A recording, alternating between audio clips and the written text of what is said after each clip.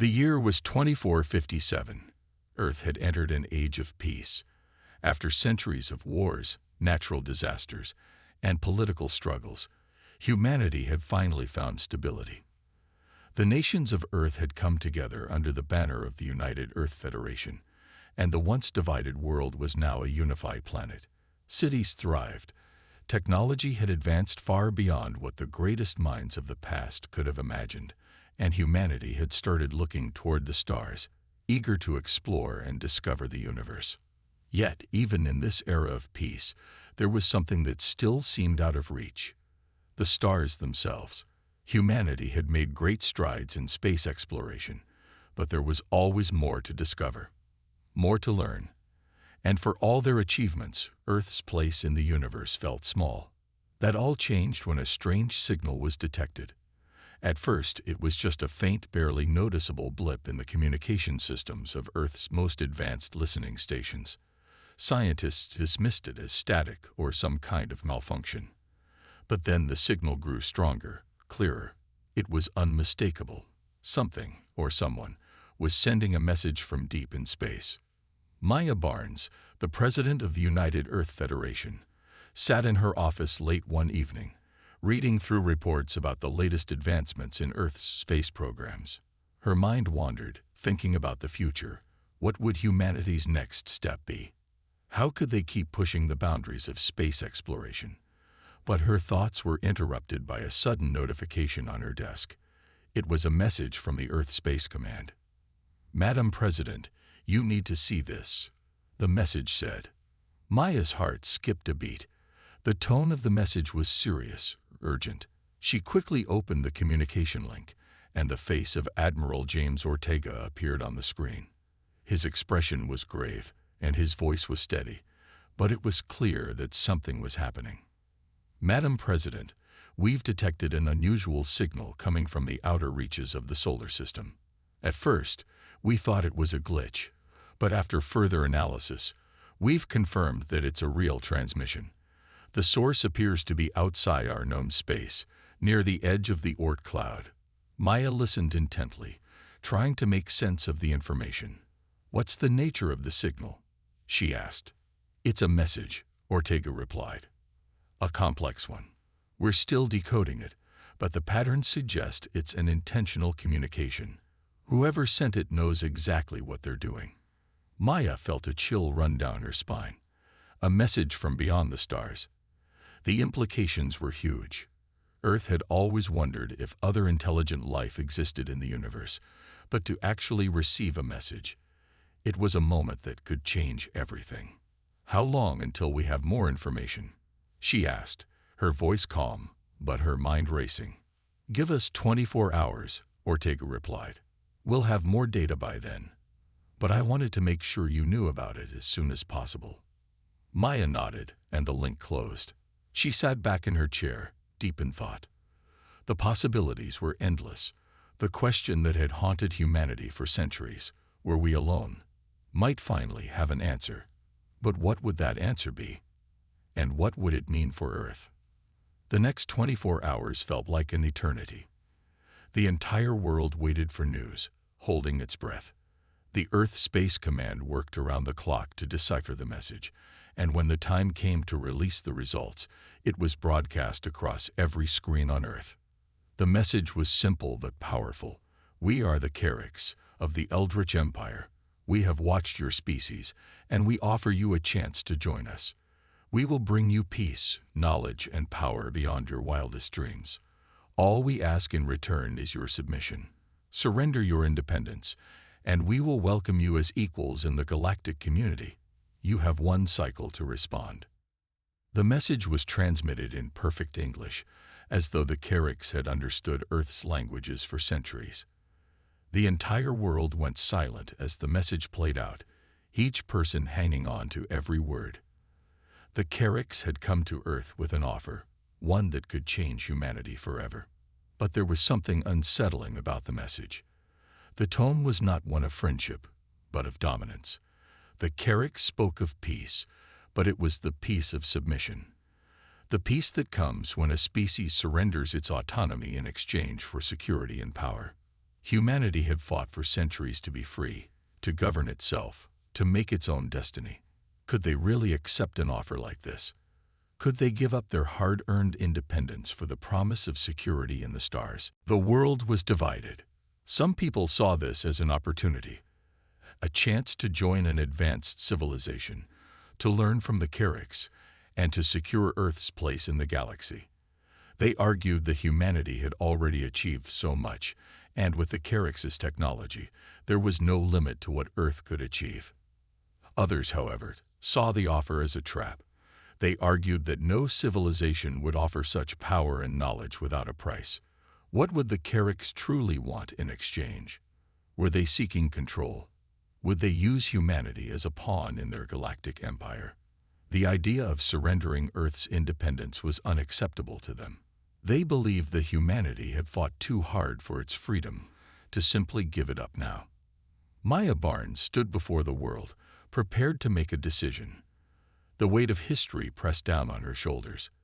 If she accepted the Chronicles' offer, it would mean a future of peace and prosperity, but it would also mean losing humanity's freedom. If she refused, there was no telling what the consequences would be. Would the Chronicles destroy Earth? Would humanity be forced to fight a war against a civilization far more powerful than anything Earth had ever known? The entire planet held its breath as Maya prepared to make her announcement. She stood at the podium, her face resolute, her voice steady, as the eyes of every human being on Earth and in space turned toward her. "I have listened to the message from the Chronicles," she began, "and I understand the offer they present. They offer us peace, technology, and a place in their empire. But they also ask for something in return, our independence, our freedom." She paused, letting her words sink in. "We cannot, and will not, give up our freedom. We have fought too long, too hard, to allow any outside force to take control of our destiny. Humanity will not be subjugated. We will not bow to any empire, no matter how powerful. We are free, and we will remain free." There was a long silence as Maya's words echoed across the globe. Then the silence was broken by the sounds of cheers from some and angry protests from others. The world was divided, but Maya's decision was final.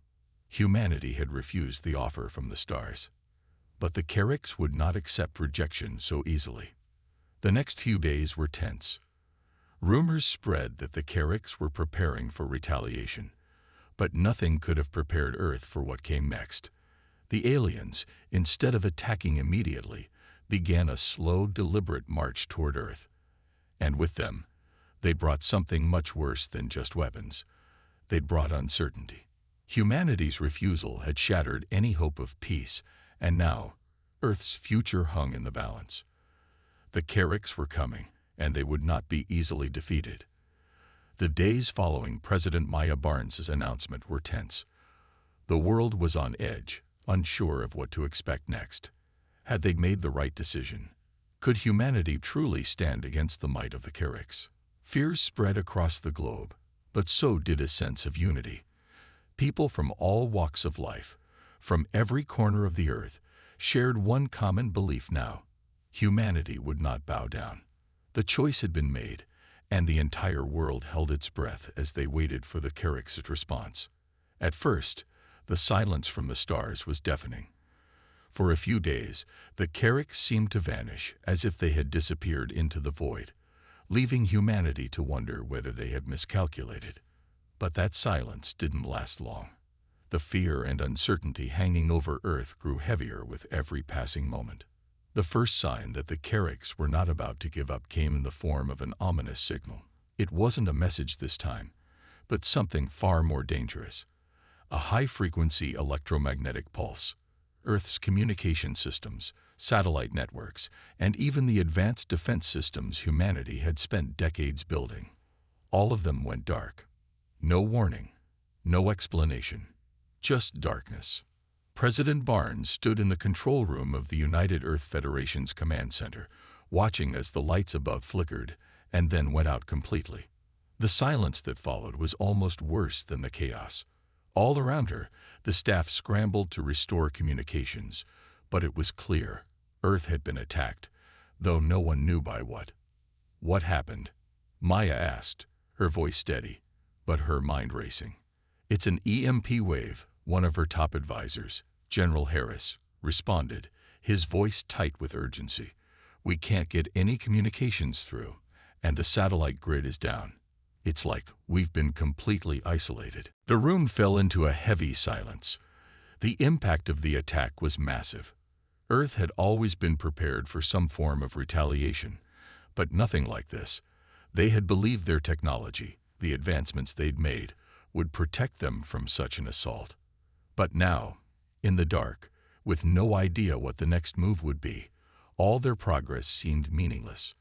Maya clenched her fists, her eyes narrowed with resolve. Do we know where it came from? Not yet, Harris replied. We're trying to pinpoint the source. The only thing we do know is that it's not anything we've seen before. The frequency and intensity are unlike any known weapons in our arsenal. The Chronicles were proving themselves to be a formidable enemy. Whatever they had unleashed was clearly far beyond anything Earth had anticipated. Yet even in the face of this overwhelming threat, President Barnes refused to lose hope. Humanity had always fought to survive, and this would not be the time they gave up. In the days that followed, Earth's military forces were placed on high alert. Every major city was locked down, and all non-essential operations ceased. Without the ability to communicate or monitor the skies, the people of Earth were left with only one choice: prepare for the worst. Fear spread like wildfire, but there was also a growing sense of defiance. Earth would not fall without a fight.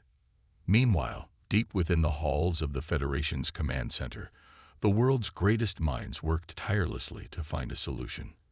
Among them was Dr. Evelyn Caldwell, a brilliant scientist who had been at the forefront of Earth's space defense programs. She was known for her innovation and her relentless pursuit of solutions under pressure. Now she was leading the effort to figure out how to respond to the Chronicles.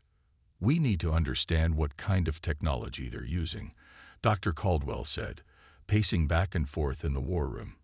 This EMP wave, it's not just a weapon, it's a message. They're testing us. We need to figure out how it works, how we can defend against it, and how we can turn the tide.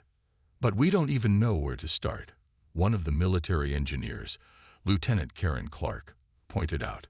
We've never seen anything like this before. We can't even track their fleet, let alone figure out how they disabled our systems. Dr. Caldwell stopped pacing, a look of determination on her face. Then we need to think like them. We need to get inside their heads. If they're so advanced, they must have weaknesses. We just need to find them. In the meantime, across the world, panic began to set in. With the EMP wave knocking out communications and satellites, news outlets went dark. The world was no longer connected, and rumors ran wild. Some believed the Chronicles were already invading, while others feared an even worse fate, that Earth was being watched, silently, waiting for the final strike. No one knew when the next blow would come, but everyone felt its weight. Thousands of miles away, Captain Daniel Hayes, a decorated war hero, stood in the cold, dark control center of an Earth fleet ship. He had been briefed about the attack, and now he was preparing for a mission unlike any he had ever faced. His unit had been tasked with leading Earth's first line of defense in space. They had already begun deploying defensive drones and ships, hoping to protect Earth's atmosphere. But the truth was, they were outmatched. As he prepared to board his fighter jet, Hayes couldn't shake the feeling of dread that had settled over him. He had led many successful missions in his career, but nothing like this. The Chronicles were unlike any enemy he had ever encountered, and they were far more powerful than Earth could have imagined. Yet, deep down, Hayes knew that the only way to survive was to fight. We're going to need every advantage we can get, he muttered to himself, adjusting his helmet as he climbed into the cockpit. He wasn't sure what he was going to face, but one thing was certain: Earth couldn't afford to lose. Not now. Back at the Federation Command Center, Maya stood before the world, preparing to make another announcement. The decision she had made weeks ago to refuse the Chronicles' offer had already cost humanity dearly. The world was in disarray, and the future seemed uncertain. Still, Maya refused to back down. She would not let fear dictate their fate. "People of Earth," she began, her voice steady, though her eyes revealed the weight of the moment. "We stand at a crossroads. The Chronicles have made their move, and we have refused their offer. In doing so, we have brought upon ourselves the wrath of a power greater than any we have ever known. But let me be clear, Earth will not submit. We will fight. We will defend our world, our freedom, and our future. We will not go quietly into the night." Her words echoed across the globe, and for the first time since the EMP attack, the world began to rally together. People, regardless of their differences, came together in the face of this common enemy. A new sense of purpose spread through the streets of Earth's cities. The fight had only just begun, but humanity's resolve was stronger than ever. But Maya knew that time was running out. The Chronicles were coming, and they would not be stopped easily. If humanity was going to have a chance at survival, they would need to act fast. The battle for Earth had only just begun. The Chronicles fleet was moving closer. Despite the few days of silence after their EMP attack, the message from the stars had been clear. They would not stop. Earth was not just under threat. The entire future of humanity was on the line. The Chronicles weren't just any invaders. They were an empire, and they had set their sights on Earth. The days following the EMP strike were some of the darkest in human history. Major cities across the world had been crippled by the loss of power and communication. People had been forced into isolation, and many had struggled to survive without the comforts of modern technology. The global economy staggered, businesses shut down, and the stock markets plummeted. The vast network that had connected humanity now lay in ruin. In the absence of answers, fear grew exponentially. As the Chronicles continued their advance, Earth's leaders scrambled to coordinate a unified response. But without the ability to communicate across borders, coordinating a global defense was nearly impossible. Nations fell into disarray, arguing over resources and priorities, while the specter of alien invaders loomed over them all. President Maya Barnes knew that the time for hesitation had passed. Earth had to come together as one. They had to fight, but first, they needed to regain control. Her first priority was to restore communications, and to do so, she turned to the military and the brightest minds on Earth, scientists and engineers, who had been working non-stop to repair the damage caused by the Chronicles' EMP. But even they knew the task ahead of them was monumental. The Chronicles had taken out almost every satellite in orbit and crippled Earth's infrastructure. The Federation's command center was a buzz of frantic activity. General Harris paced, his face drawn with exhaustion. "We need to get our communications up now. If we're going to have any chance at defending Earth, we need to know what's going on, where they are, and what they're planning." "I know," Maya replied, watching the screens flicker with erratic signals. "Do we have any contact with our space fleet?" "Nothing," General Harris said, shaking his head.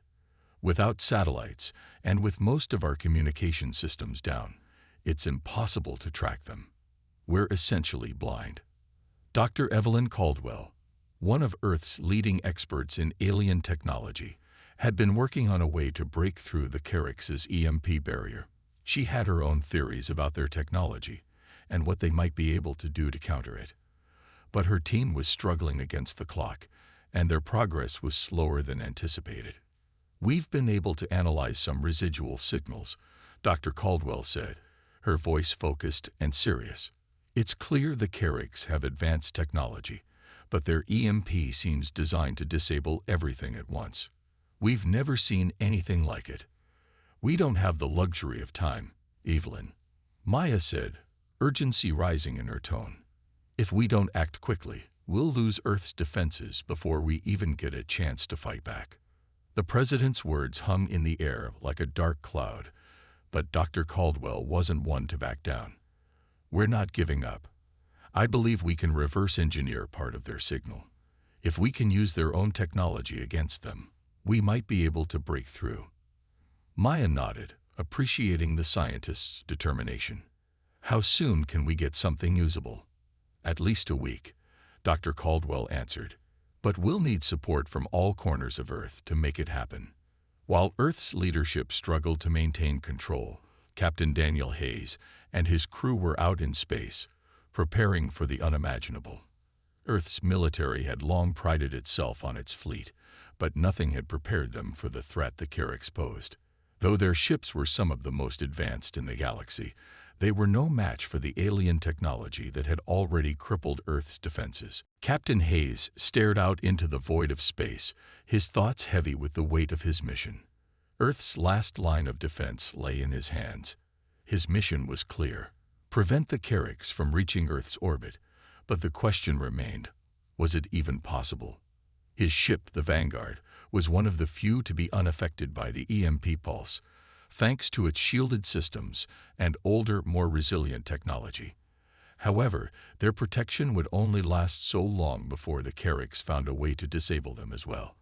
Hayes and his crew had no illusions about the difficulty of their mission. "Captain, the fleet is ready," said Lieutenant Karen Clark, his second in command. Her voice was steady, but Hayes could hear the concern beneath her calm exterior. "Understood," Hayes replied. He turned to his crew, each of them focused, ready for whatever came next.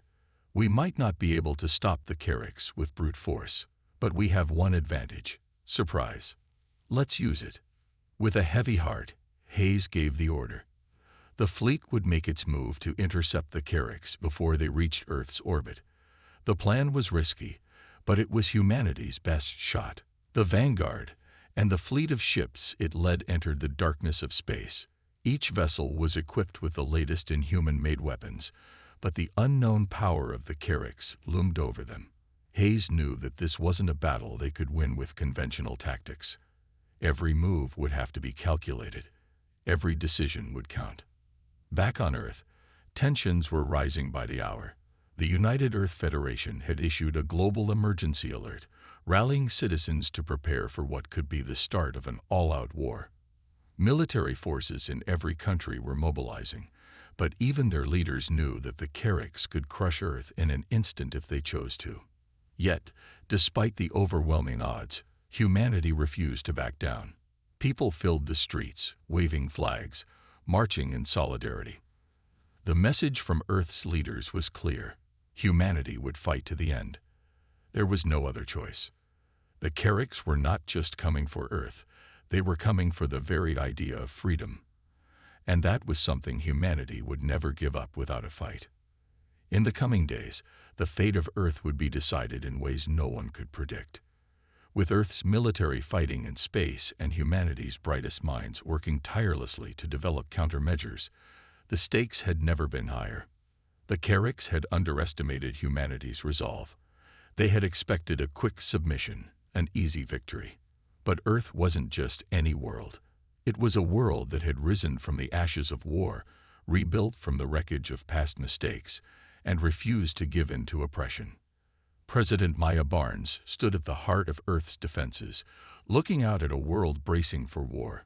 As Earth's citizens rallied together, the threat of the Carracks continued to loom. But one thing was clear: humanity was no longer the underdog.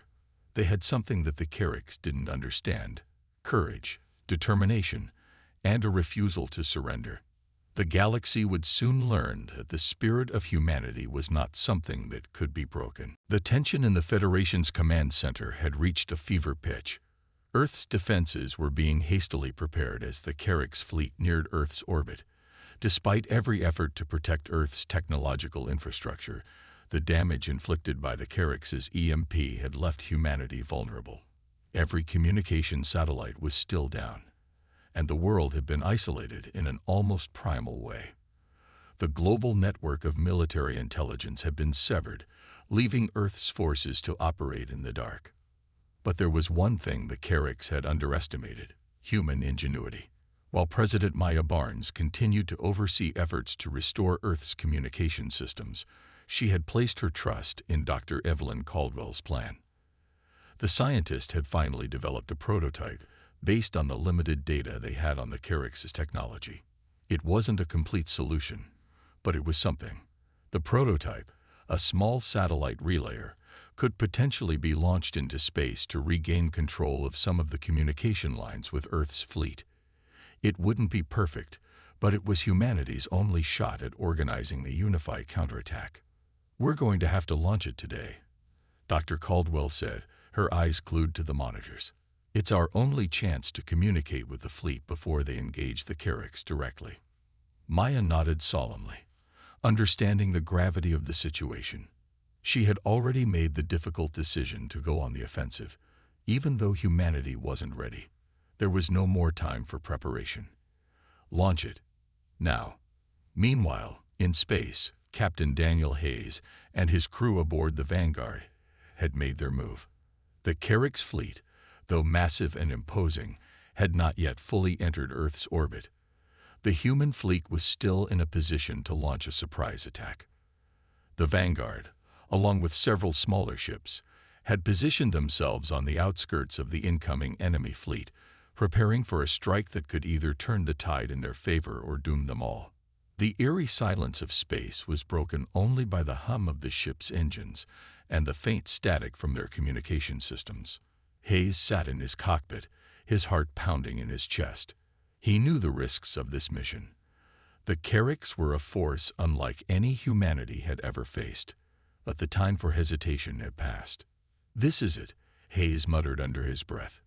His voice was steady, but his mind raced with thoughts of what would happen when they made contact with the Carrax. They couldn't afford to fail. Earth's survival depended on this moment. Lieutenant Karen Clark stood beside him, keeping her eyes on the radar. "We're in position, Captain. They're still unaware of our presence. If we move fast, we might be able to catch them off guard." Hayes took a deep breath and gave a nod. "All right. This is our one chance. No turning back now." With that, the human fleet surged forward, their weapons primed and their engines roaring to life. It was a calculated risk, but the only chance they had. The Carrax were just on the edge of their radar, unaware of the approaching Earth fleet. Back on Earth, the countdown to launch the communication satellite had begun. The prototype would be sent to a high-altitude orbit, its mission clear: restore communications between the Federation's command center and the military fleet. But, as with everything else in this war, there were no guarantees. Dr. Caldwell's team had managed to bypass some of the Carrax's interference, but the technology was still experimental. The satellite's launch was fraught with potential pitfalls, and they had no way of knowing how the Carrax would respond. If the satellite succeeded, it could give Earth a fighting chance at coordinating its defenses. If it failed, humanity's attempts at space defense would be completely cut off. "Satellite ready for launch." The technician's voice came over the loudspeaker, breaking the tense silence in the control room. 3, 2, 1. The countdown echoed in the room, and the rocket carrying the prototype satellite launched into the sky. The eyes of the world were watching, praying for success. For a brief moment, there was nothing but the sight of the rocket rising into the sky, its trail of smoke cutting through the darkening clouds.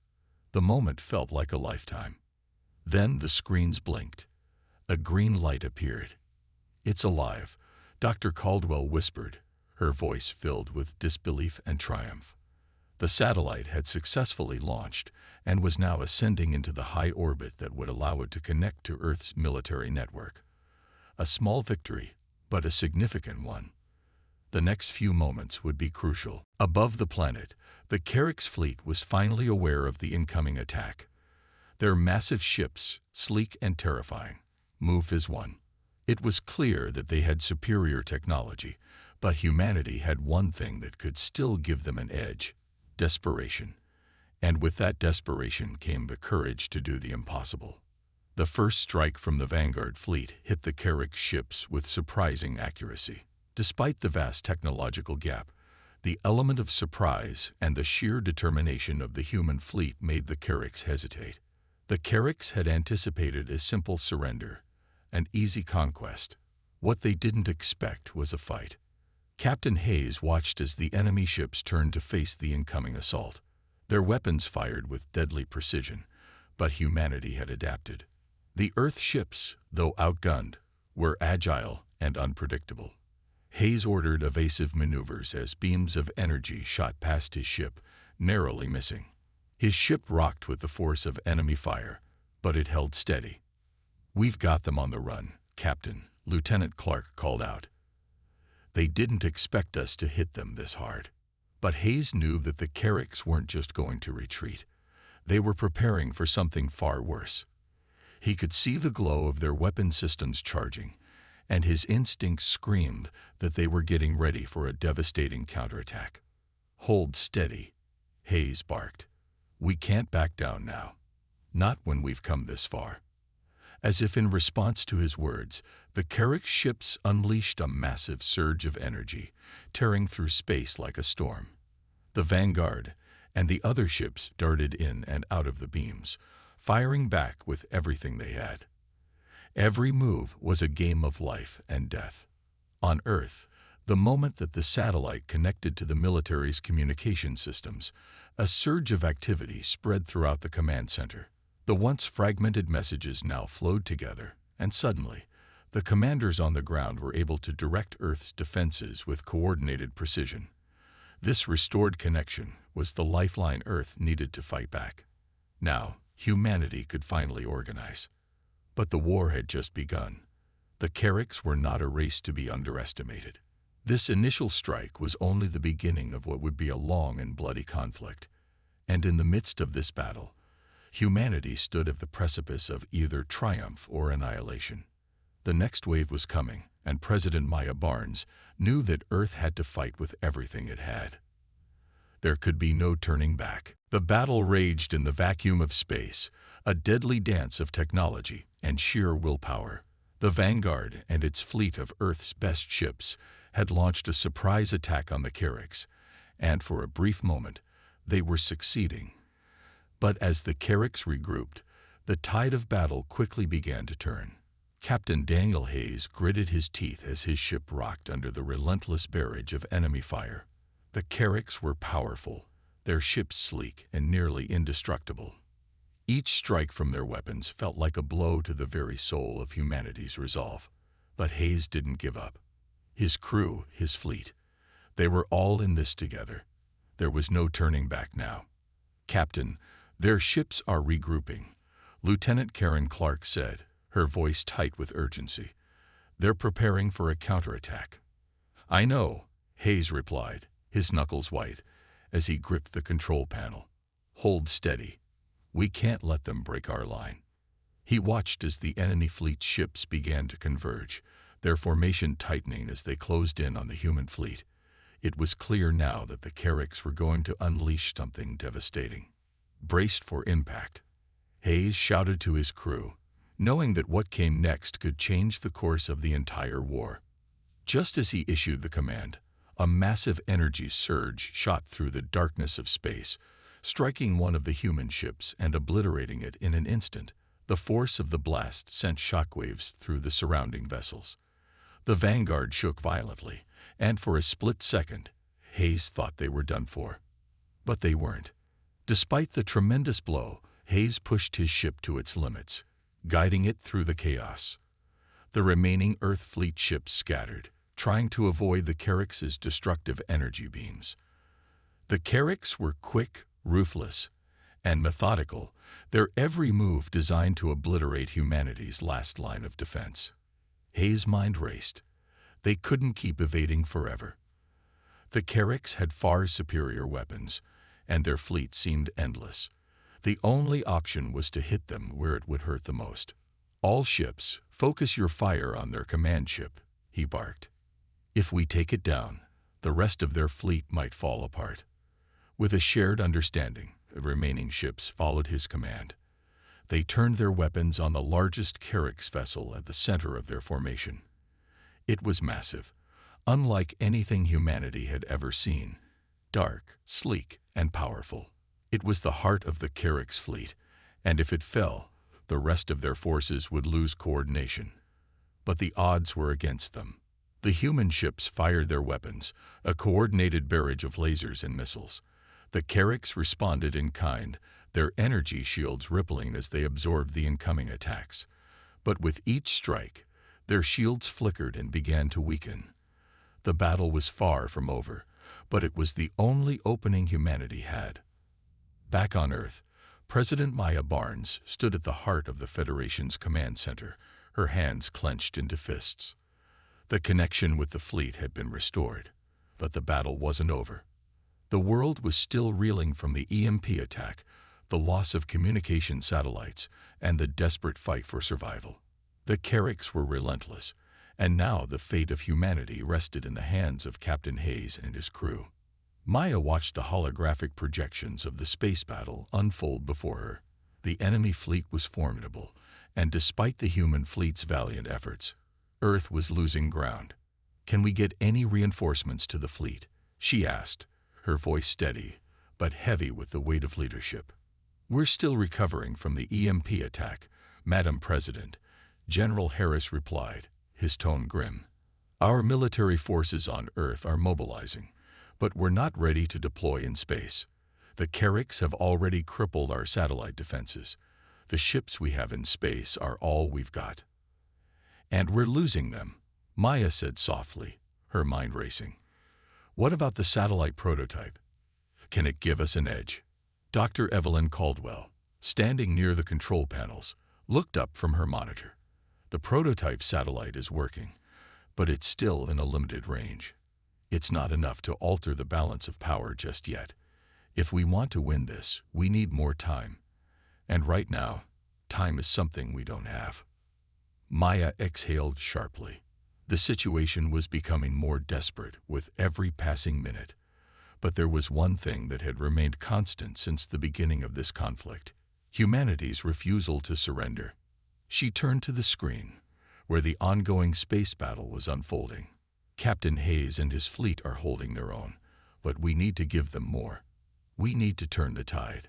Can we launch a full-scale attack from Earth?" General Harris shook his head. "We're not ready for that kind of offensive, ma'am. The Carracks are too advanced. They've already disabled most of our communication and defense systems. A ground assault would be a suicide mission."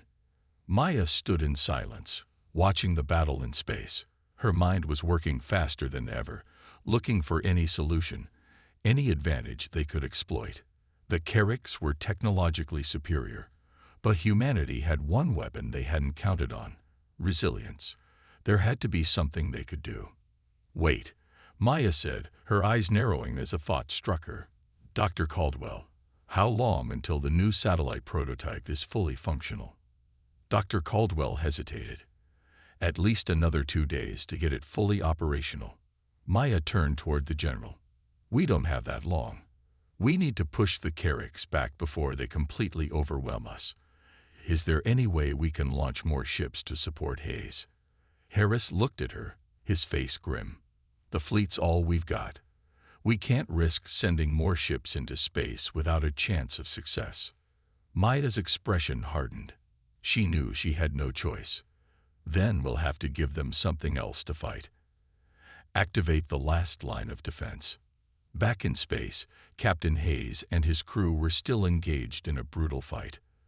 The Carracks command ship was holding up, but the Earth fleet's concentrated assault had done its damage. The Carracks had underestimated humanity's ability to push back, and now they were feeling the weight of the resistance. But just as the human ships were about to launch their final attack on the command ship, a new wave of Carracks reinforcements arrived, ships larger and more terrifying than anything they had seen before. The new fleet made their first move, swarming Earth's ships in an overwhelming show of force. Hayes' stomach sank. The tide of the battle had shifted once more. The Carracks were using their overwhelming numbers to finish what they had started. Earth's forces were vastly outnumbered, and their weapons were growing ineffective against the Carracks' advanced shields and firepower. "Captain, we're losing our edge," Lieutenant Clark said, her voice strained. "The reinforcements are too much. We can't hold out much longer." "Stay focused, Lieutenant," Hayes replied. We can't let them break us now. Not when we're so close. But Hayes knew, deep down, that Earth's fight wasn't over yet. The next few hours would decide everything. There was one hope left. The satellite prototype might be their final chance to turn the tide, but it needed more time. As Earth's final defense, Captain Hayes and his crew had one last shot. The Chronicles might have the upper hand in technology, but humanity's greatest weapon was its unwavering spirit. The question now was, would it be enough? The answer was coming, but it would take everything they had to find out. The battle in space was reaching its climax.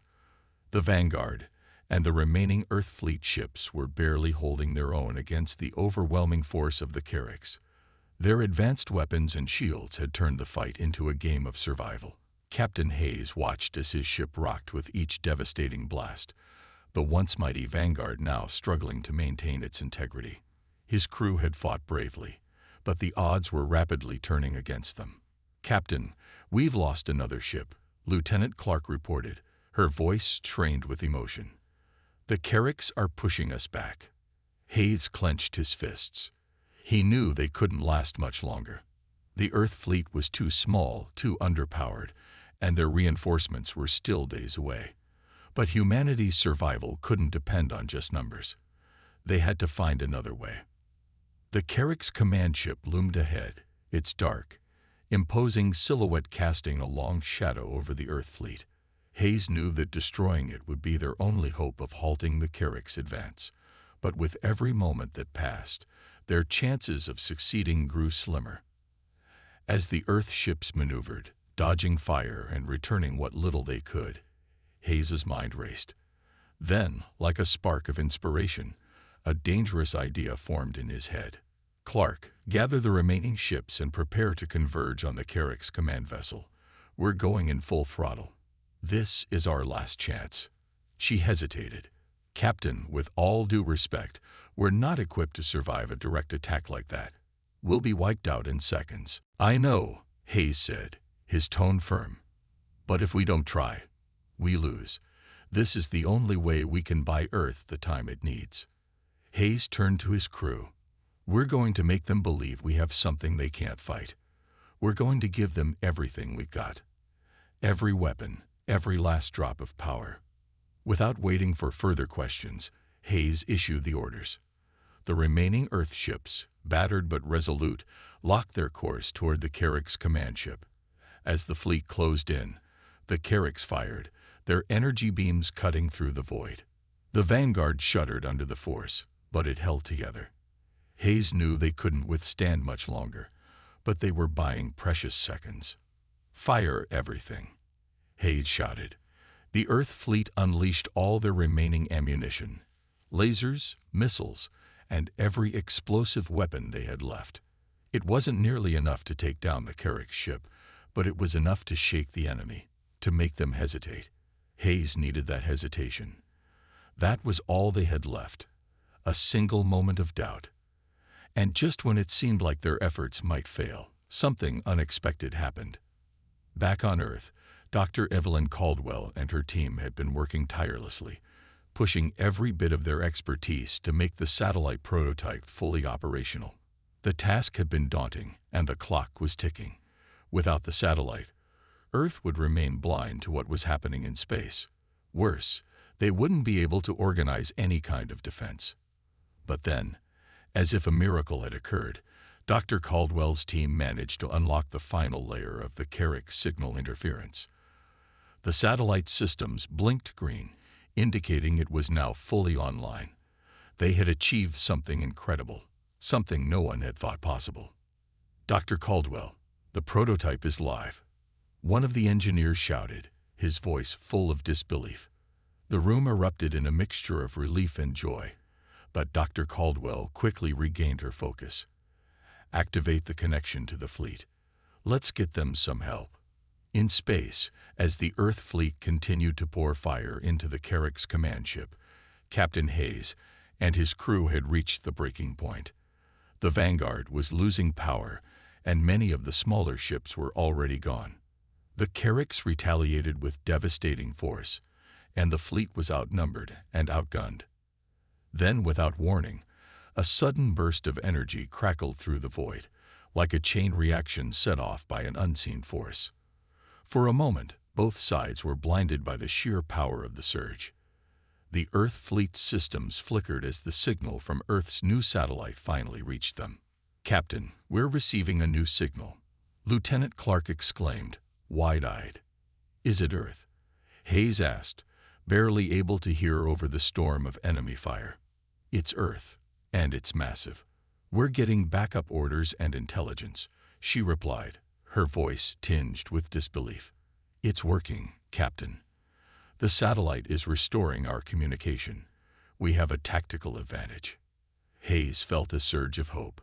The Carricks hadn't anticipated that humanity could fight back like this. The tide was beginning to turn. Back on Earth, Maya Barnes watched in astonishment as the status updates began flooding in. The prototype satellite had connected to the fleet, sending critical real-time data about the enemy's weaknesses and giving the Earth fleet the strategic insight they had desperately needed. But that was just the beginning. "General Harris, can we deploy more ships from Earth's orbit?" Maya asked, her voice steady despite the rising urgency. "We're not ready, but the satellite data is pinpointing weaknesses in their command structure. If we act fast, we can break their cohesion." Maya didn't hesitate. "Do it. Coordinate with what's left of the fleet. We don't have a second to waste." Back in space, Captain Hayes and his remaining fleet ships began to change their tactics. With new intelligence at their disposal, they struck where the Carricks least expected. The human fleet used their agility to outmaneuver the enemy, targeting weak points in the Carrick ship's armor that the Carricks had not anticipated. Hayes felt a sense of purpose, a renewed hope coursing through him. The Carricks were starting to falter. They had underestimated humanity's determination, and now, for the first time, they were feeling the pressure. "We can do this," Lieutenant Clark said, a note of hope creeping into her voice. "We're pushing them back." For the first time since the Carricks had arrived, the Earth fleet was on the offensive. The Carricks' command ship's energy shields flickered, and Earth's weapons found their mark. Each successful strike shook the enemy, and Hayes could see the hesitation in their movements. Back on Earth, the global forces had begun to rally. With the satellite's assistance, military leaders in every country were able to communicate and synchronize their efforts. The world had united in a way that no one had thought possible before the Carricks' arrival. People who had once been isolated now worked together, their collective determination becoming a powerful weapon against the invaders. Humanity's refusal to surrender had turned the tide of the battle. As the battle in space raged on, the Carricks began to retreat. Their once unstoppable advance was now halted by the strength of humanity's resistance. The Earth fleet, bolstered by the intelligence from the satellite and the courage of its crew, launched a final, coordinated attack on the Carricks' command ship. A series of powerful strikes from the remaining Earth ships struck the heart of the enemy fleet, overwhelming their defenses and causing their command vessel to explode in a brilliant flash of light. The Carricks had been beaten. Back on Earth, the world watched in stunned silence as the last remnants of the Carricks' fleet withdrew from Earth's orbit. The battle had been long and brutal, but humanity had emerged victorious. The Carricks were not invincible. They had underestimated humanity's determination, its resilience, and its ability to unite in the face of annihilation. President Maya Barnes stood at the helm of Earth's victory, knowing that the war was far from over. But in that moment, she allowed herself a brief smile. Humanity had won, and the stars would never forget what Earth had accomplished. The galaxy had learned a valuable lesson. When humanity fights, it does so with a strength no invader can match. The dust of the battlefield slowly settled, and space, once crackling with the fury of war, now lay eerily quiet. The remnants of the Carricks' fleet drifted aimlessly, their once menacing ships now nothing more than abandoned husks. The human fleet, battered but standing tall, began the slow process of regrouping, their survival a testament to humanity's relentless will. Captain Hayes stood on the command deck of the Vanguard, staring out at the expanse of stars. The chaos of the battle was still fresh in his mind. The explosions, the screams over the comms, the endless waves of Carrick's ships. And yet, despite it all, Earth had won. They had driven back an alien empire that had once seemed invincible. Humanity had stood its ground, and for that, Hayes felt a deep, hard-earned sense of pride. "We did it, sir," Lieutenant Clark said quietly as she approached him, her voice filled with awe. Hayes nodded, but his expression remained serious. "Yes, we did. But it's not over yet." Clark raised an eyebrow. "What do you mean?" "The Carricks will regroup. They may be retreating now, but they're not defeated. This war is far from finished." His words were heavy, but not without hope. The Carricks had underestimated Earth, and now humanity had the upper hand. But Hayes knew that peace wouldn't come easily. The galaxy had been shaken by this conflict, and Earth had made an impression no one would forget. Back on Earth, the celebrations were muted. The people of the planet had faced death, destruction, and the collapse of their way of life. They were survivors, but the cost had been high. Countless lives had been lost, entire cities had been wiped out in the Carricks' initial assault, and the scars of the war would never fully fade. Yet, amidst the somber atmosphere, there was a sense of unity that had never existed before. The world had come together as one, not as individual nations, but as a single species fighting for survival. In the heart of the Federation's command center, President Maya Barnes stood before a large holographic map of Earth's new borders, borders that were now stretched and scarred by the war. Earth had survived, but the world was forever changed. "We've lost much," she said in a voice that carried the weight of the past weeks. "But we've won. Now it's time to rebuild." Her team nodded, understanding the gravity of her words. Rebuilding wasn't just about cities or infrastructure. It was about restoring the spirit of humanity, the very thing that had kept them going in the darkest hours. One of the officers, General Harris, spoke up. "Ma'am, the Carrick's fleet is retreating into deep space. We have a chance to fortify our defenses before they regroup. If we can rebuild, we might be able to take the fight to them before they're ready." President Barnes met his gaze. "We'll do more than just defend. We'll prepare, and we'll be ready for whatever comes next. But this time, we will be stronger." In the weeks that followed, the Earth began to recover. While many resources were devoted to healing the wounds left by the war, another urgent task loomed: ensuring that humanity would never again be caught off guard. The Federation gathered scientists, engineers, and military leaders to develop a unified strategy to protect Earth from future threats. The most significant advancement came from the satellite project that had turned the tide in space. The prototype, now fully operational, became the cornerstone of Earth's defense. Its ability to disrupt enemy communications, track movement, and coordinate planetary defenses had proven invaluable, and work began on expanding the satellite network to create a more extensive shield around Earth. Across the globe, leaders worked together, pooling resources and knowledge to strengthen humanity's position in the galaxy. There was no more division. The Carricks had brought humanity to the brink of extinction, but they had also brought the world together in a way that was once unthinkable. Back aboard the Vanguard, Captain Hayes received the transmission that would shape the next chapter of humanity's journey. The screen flickered to life, revealing the familiar face of President Barnes. "Captain Hayes, you've led our fleet with bravery and honor," she began, her voice tinged with emotion. "You and your crew have done what many thought impossible. Earth is safe today because of you." Hayes straightened, feeling the weight of her words. "We did our part, ma'am. But it's far from over. The Carricks will return, and when they do, we need to be ready." "I know," President Barnes replied, her expression resolute. "We're counting on you. But for now, take a moment. Earth needs heroes, and you are among them.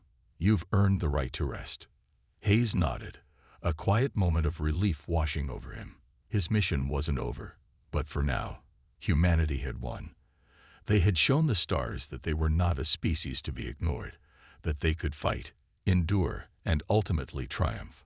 The months turned into years, and Earth's scars from the war slowly healed. New technologies emerged from the ashes of the conflict, not only for defense, but also for exploration. Humanity, once isolated on their small blue planet, began to look toward the stars again, not with fear, but with hope. The Federation established peaceful communication channels with other alien species, using their newfound knowledge and strength to open diplomatic relations with any civilizations willing to cooperate. Earth's survival was no longer just about fighting. It was about securing a future where they could coexist with others across the galaxy. Captain Hayes retired from active duty, his time on the front lines now a part of history, but his legacy lived on. He, along with his crew, had proven that humanity could face any challenge, no matter how insurmountable, and rise from the ashes stronger than before.